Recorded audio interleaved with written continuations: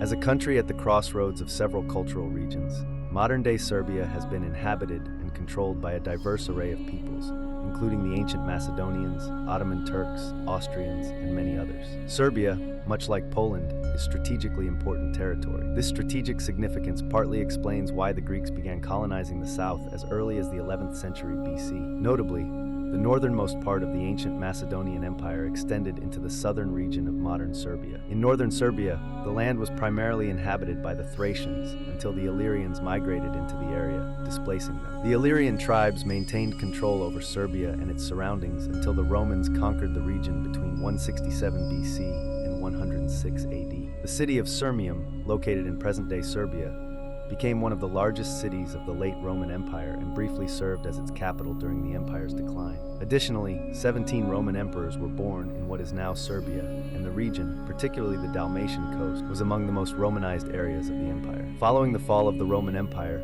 a significant influx of Slavs invaded the Balkans, settling the land and establishing the Serbian Principality in the early 7th century. By 822, the Serbs controlled most of the former Roman province of Dalmatia, positioning Serbia as a major power in southeastern Europe alongside the Byzantines and the Bulgarian Empire. In 870, Serbian leaders adopted Christianity, and in 1217, Stefan I was crowned, establishing the Serbian kingdom. The kingdom experienced significant expansion during the reign of Stefan Dušan, who seized the opportunity presented by the Byzantine Civil War to conquer territories as far south as the Peloponnese. This led to his coronation as Emperor of the Serbs and Greeks in 1346. However, this period of prosperity came to an end with the Battle of Kosovo in 1389 against the Ottoman Empire, marking the decline of the medieval Serbian state. Although the Serbian despotate continued to exist for another 60 years, it ultimately fell to the Ottomans in 1459. During the initial 80 years of Ottoman rule, many Serbs migrated north to the Hungarian dependency of Vojvodina, where they often served as soldiers or border guards.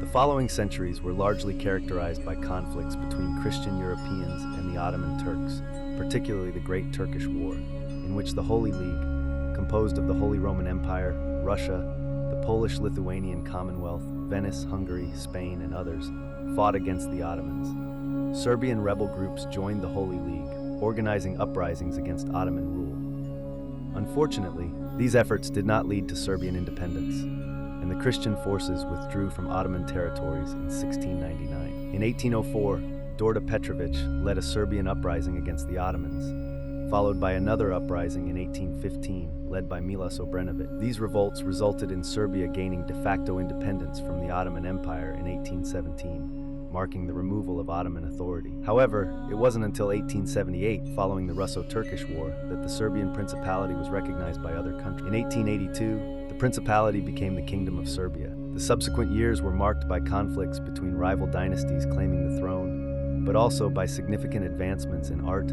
culture, and the economy, as the state sent young people to various European capitals for education. In 1885, after the unification of Bulgaria and Eastern Rumelia, Serbia attacked Bulgaria but ultimately lost the war. In 1903, Dorda Petrovic's grandson staged a coup and became King Peter I, who was more liberal than his predecessors and established Serbia as a constitutional monarchy. During the First Balkan War, Serbia successfully pushed the Ottomans back to the east, gaining territory in the south. However, Bulgaria was dissatisfied with its territorial gains, leading to the Second Balkan War, in which Bulgaria ultimately lost. The assassination of Austrian Crown Prince Franz Ferdinand by Bosnian Serb Gavrilo Princip in 1914 ignited an Austrian invasion of Serbia. Serbia's alliance with Russia, which was allied with France and Britain, and Austria's alliance with Germany, created a complex web of alliances. Despite being heavily outnumbered, Serbia managed to repel the Austrians initially, with 350,000 men mobilized for defense and employing guerrilla tactics. However,